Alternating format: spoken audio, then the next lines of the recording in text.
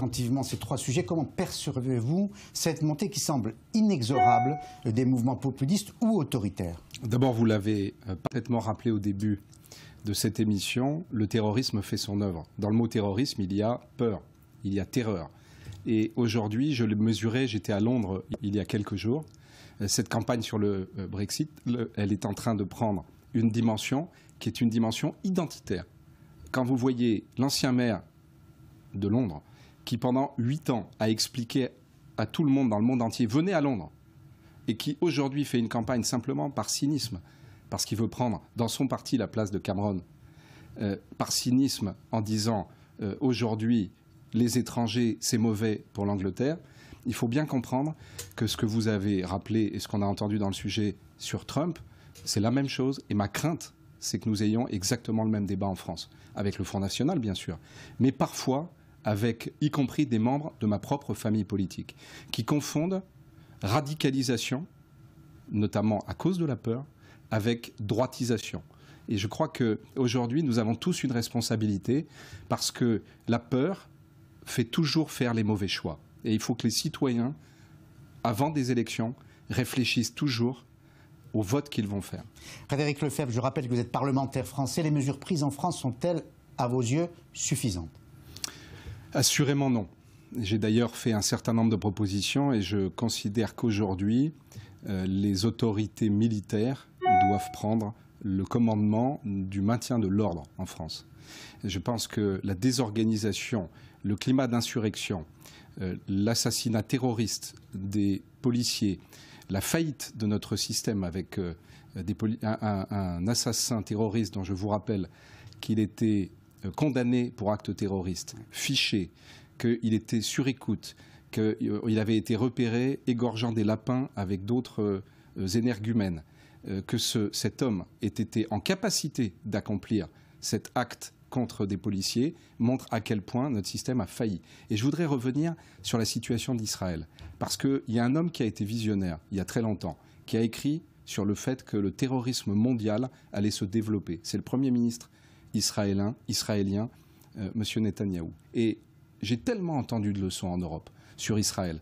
J'ai tellement de fois essayé de faire comprendre en France que ici, les Israéliens vivaient dans la peur avec les roquettes, avec les bombes, avec les alertes. Aujourd'hui, l'Europe est en train de vivre ce que vit Israël depuis tant d'années. Et je souhaite, pour ma part, que nous puissions renforcer notre coopération avec Israël, qui sait déjouer en grande partie aujourd'hui de nombreux actes terroristes, de nombreuses attaques terroristes. Mais j'ai l'impression que l'Europe ne veut pas l'admettre.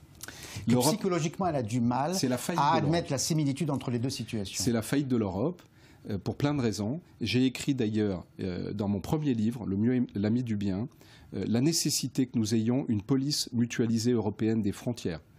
Aujourd'hui, cette police mutualisée européenne des frontières n'existe pas. Il y a une agence Frontex qui a très peu de moyens. Et nous avons cédé parce que nous n'assumons pas ce que nous devons faire en matière de protection et de sécurité de l'Europe. Nous avons cédé au chantage turc, versé une rançon de 6 milliards, alors qu'avec 3 milliards, on pourrait aujourd'hui prendre des mesures de protection. Eh bien, je pense qu'aujourd'hui, voyez-vous, sur beaucoup de sujets, la coopération avec Israël devrait être relancée. Je pense qu'Israël n'est pas, comme malheureusement je le sens trop souvent dans le débat public en France, à droite comme à gauche, n'est pas un allié encombrant, c'est au contraire un partenaire et un partenaire pour l'avenir. Frédéric Lefebvre, vous-même, pourquoi êtes-vous candidat ? Je suis d'abord candidat, je vous ai vu sourire tout à l'heure sur le nombre, mais vous savez, aux États-Unis, vous avez rappelé que je suis l'élu pour les Français, aux primaires républicaines, il y avait 17 candidats au départ. Ce qui compte dans une primaire, c'est d'abord qu'est-ce qu'on défend comme politique pour le pays, qu'est-ce qu'on défend comme chemin pour le pays. Et moi, je veux défendre, et je pense que malheureusement c'est absent aujourd'hui du débat public en France, une vision mondiale. C'est d'ailleurs la raison en particulier de ma présence ici à Tel Aviv, en Israël. C'est la raison d'ailleurs de ma présence à Londres il y a quelques semaines, à New Delhi, en Inde. J'étais de la même façon aux Pays-Bas, j'étais à Bruxelles. Je crois qu'aujourd'hui la France doit être à nouveau fidèle à son histoire, que nous devons investir sur nos compatriotes à l'étranger, que nous devons ressouder la diaspora française. Je pense que, à force de considérer que les Français partent pour de mauvaises raisons, à force de considérer qu'ils partent notamment pour des raisons fiscales, à force de les déconsidérer, à force de désinvestir sur l'éducation, la France est en train de se couper de son principal atout de réussite pour l'avenir. Je défends cela ainsi qu'une attitude politique nouvelle, puisque vous le savez, quand je pense qu'un texte est bon pour le pays, d'où qu'il vienne, je le vote. Ça m'a été reproché, parfois, par ma famille politique, par l'opposition. Mais quand je rencontre les acteurs économiques, ils me remercient chaque jour de les faire passer, eux, avant mes propres intérêts.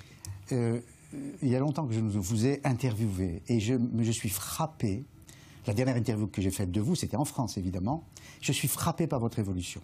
Je me souviens de vous, aux côtés de Nicolas Sarkozy. Je vais mettre ce mot entre guillemets, comme on dit dans notre jargon, porte-flingue de Nicolas Sarkozy. Très dur, vous aviez la dent dure. Et là, vous faites une évolution à la Chaban. Peut-être que vous revenez aux sources, je ne sais pas, en vous détachant complètement de Nicolas Sarkozy jusqu'à être extrêmement sévère à son égard. Que s'est-il passé? D'abord, quand vous dites revenir aux sources, j'ai commencé effectivement avec Jacques Chaban-Delmas, dont j'ai été la petite main, vous le savez. Et il m'a appris une chose, c'est que pour réformer, il faut additionner les différences. Toujours dans ma vie politique, j'ai essayé d'additionner les différences. Je l'ai fait d'ailleurs quand j'étais député des Hauts-de-Seine, où j'étais le recordman des amendements votés à l'unanimité. Je l'ai fait ministre, où les socialistes régulièrement votaient les textes que je défendais. Je l'ai fait aussi, Paul Amar, en théorisant l'ouverture à gauche en 2006, avant l'élection de 2007. Je pense que l'évolution, et notamment la campagne de 2012, sur une jambe droite, bodybuildée, alors que la jambe gauche était atrophiée, dans un pays comme la France, qui est un pays d'équilibre, parfois même d'ailleurs à cloche-pied sur la jambe droite, était une erreur par rapport à ce que attend aujourd'hui un pays comme la France. Et il est bien normal que quand j'ai combattu le fait que le Parti socialiste attaquait matin, midi et soir Nicolas Sarkozy et le gouvernement, quand nous étions dans la majorité, je m'étais fait cette promesse que moi, dans l'opposition, jamais je n'aurais cette attitude. Paysage politique français parfois insolite ou surréaliste en vous écoutant tout à l'heure. Et en écoutant à l'instant Léa, j'observe qu'il y a plus d'atomes crochus entre vous et Macron qu'entre Macron et Montebourg. Est-ce qu'une recomposition du paysage politique est possible un jour? Je pense que la France est aujourd'hui accrochée à un vieux logiciel droite-gauche qui ne représente plus rien, qui est totalement artificiel, qui est utilisé avec beaucoup de cynisme par les uns et par les autres, et qui d'ailleurs depuis 30 ans fait qu'à chaque fois qu'il y a une majorité de gauche, les électeurs de gauche considèrent qu'elle fait une politique de droite, et à chaque fois qu'une majorité de droite est au pouvoir, les électeurs de droite considèrent qu'elle fait une politique de gauche. Je vous ai rappelé que j'avais défendu et théorisé l'ouverture à gauche. Quand, en 2012, j'étais candidat aux législatives, j'avais appelé à une cohabitation, puisque le président Hollande venait de gagner l'élection, il y avait la législative, à une cohabitation, si nous gagnions, d'unité nationale. Je pense qu'aujourd'hui, le temps est venu. Les problèmes de la France sont si complexes, sont si difficiles, notamment en matière de chômage, de modèle social, de nous additionner. Alors, et donc, oui, bien sûr, nous devons apprendre à nous additionner et à travailler ensemble avec notamment des coalitions thématiques. Je vois que votre fonction et le fait que vous sillonnez le monde aujourd'hui vous a aidé à ouvrir l'angle, en quelque sorte. Alors, vous voyagez énormément, notamment entre Paris et New York, je l'ai dit en tout début d'émission. Vous venez aussi souvent à Tel Aviv. Est-ce que, je vous poserai volontiers la question que j'avais posée à Manuel Valls quand il était ici, à votre place, où moi je suis frappé par le contraste entre une France qui doute terriblement d'elle-même et un pays qui est en guerre, Israël, et qui a une économie florissante. Bien sûr, parce que d'abord, quand il y a des contraintes, et qu'il y a une énergie, ce qui est le cas ici. Je suis d'ailleurs venu puiser de l'énergie aussi, ici, à Tel Aviv, en Israël. J'étais à Jérusalem, comme j'aime à me rendre à Jérusalem. Et je veux dire à quel point, aujourd'hui, je pense que la France souffre d'un débat public, droite-gauche, qui est un débat public de divertissement, au sens étymologique du terme. C'est-à-dire qu'on détourne de l'essentiel le peuple, les citoyens. Alors qu'ici, on peut dire beaucoup de choses. Mais souvent, le débat, il est au cœur. Il est sur les priorités. Et je ne cesse de voir des start-up depuis que je suis arrivé. Je vais continuer d'en voir demain.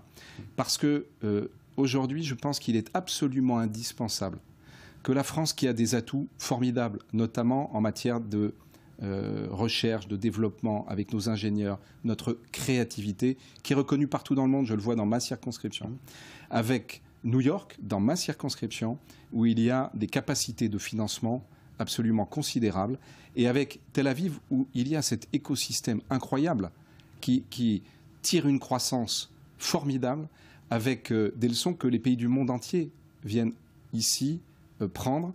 Eh bien, je pense que nous pouvons bâtir un triangle d'or entre New York, Tel Aviv et Paris. Et j'essaye aujourd'hui de le bâtir avec les acteurs. Il sera temps ensuite pour les pays d'accompagner ce mouvement, cet élan.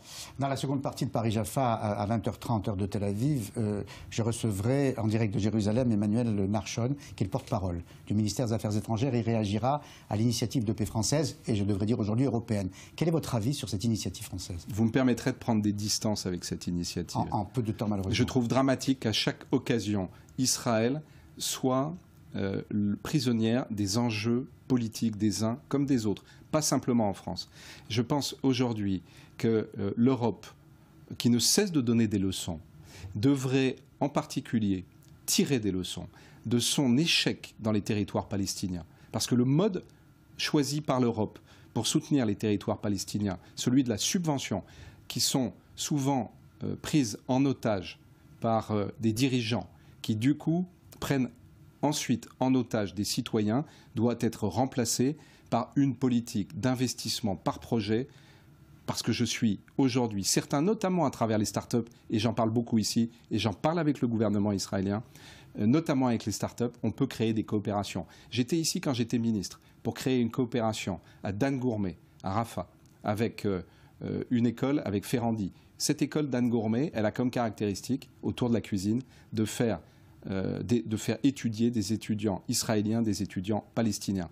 Moi, je crois qu'aujourd'hui, les citoyens veulent la paix. Je pense qu'aujourd'hui, malheureusement, si souvent, les gouvernements ont tendance à instrumentaliser ces négociations. Si les pays arabes prenaient des leçons sur la diaspora juive dans le monde entier qui a permis de construire Israël, ça fait bien longtemps que les territoires palestiniens seraient aujourd'hui dans une dynamique. Si l'Europe tirer les conclusions de son échec, si nous nous engagions avec Israël une coopération économique avec ces objectifs-là de manière très claire, alors peut-être que nous éviterions, et j'en termine là, que le Premier ministre, à juste titre, dise « je préfère les propositions de la Ligue arabe aux propositions françaises ». C'est grave pour la France. Merci Frédéric Lefebvre et bon retour à Paris. Dans 4 minutes précisément, seconde partie de Paris-Jaffa avec notre second